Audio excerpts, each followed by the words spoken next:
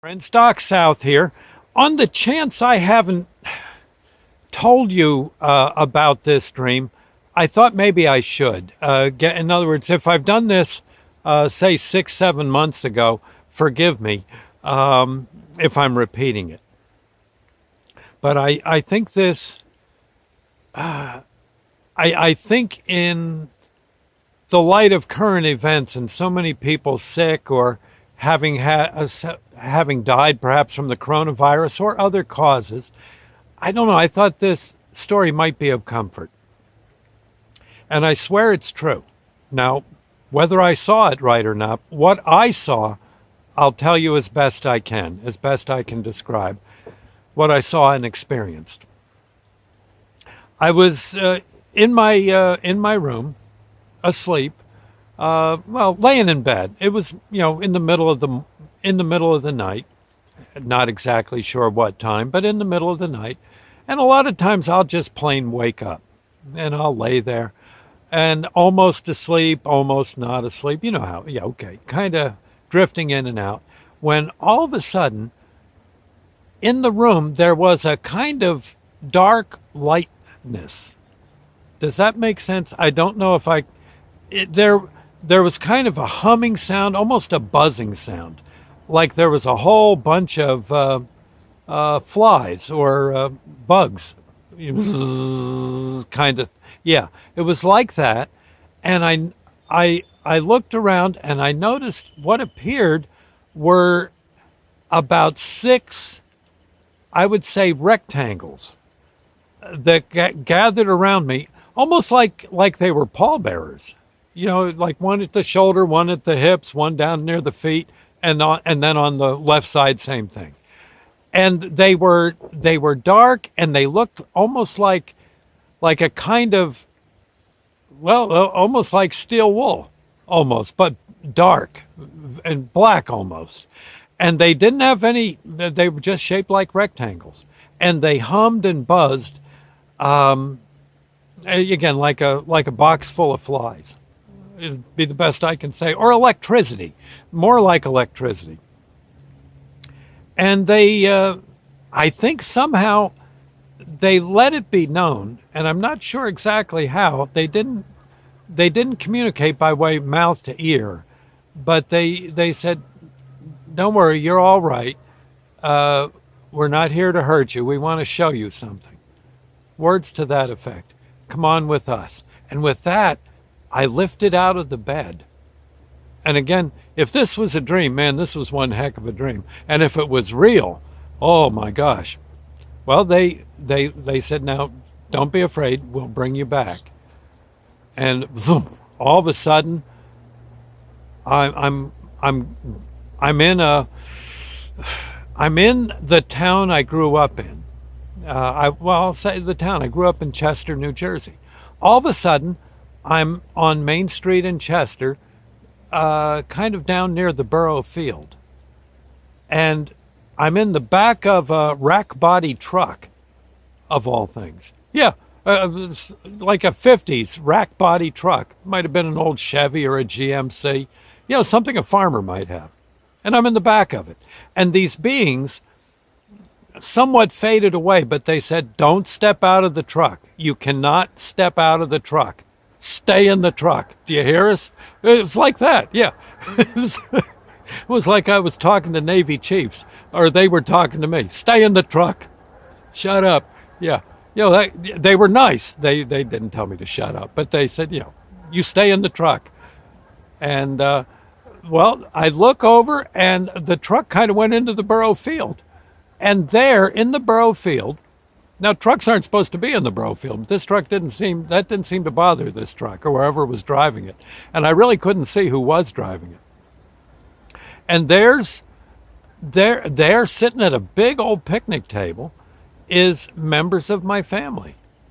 Mom, my father, Uncle Bill, Aunt Barb, my mom's sisters, I think my father's father and grandma, and a few others, some friends, and they're all just having this big old party, like a picnic. Oh, I don't know. Uncle Bill's making some of his special hamburgers. Aunt Barb's got a little grill going. She's making her famous hamburger sauce, and Mom's got potato salad going. And they see me and they wave and holler hello, and they holler, "Don't get out of the truck. You're not supposed to stay in the truck."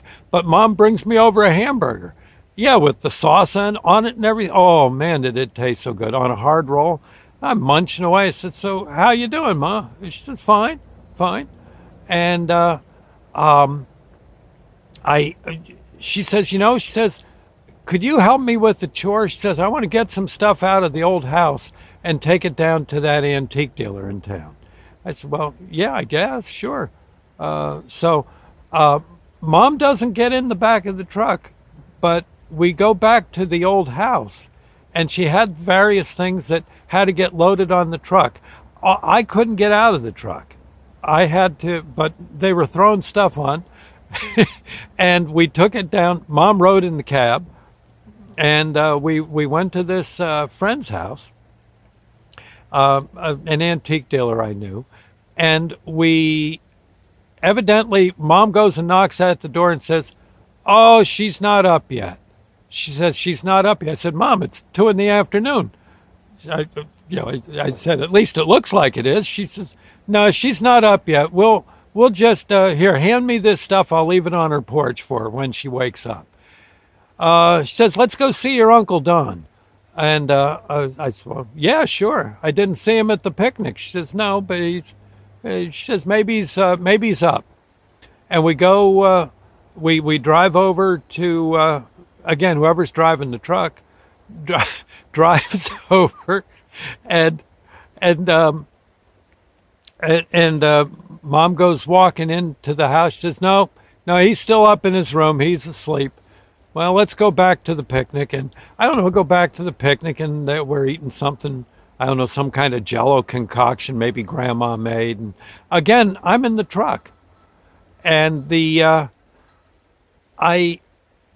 and I don't know, as I'm munching away, all of a sudden it all fades back.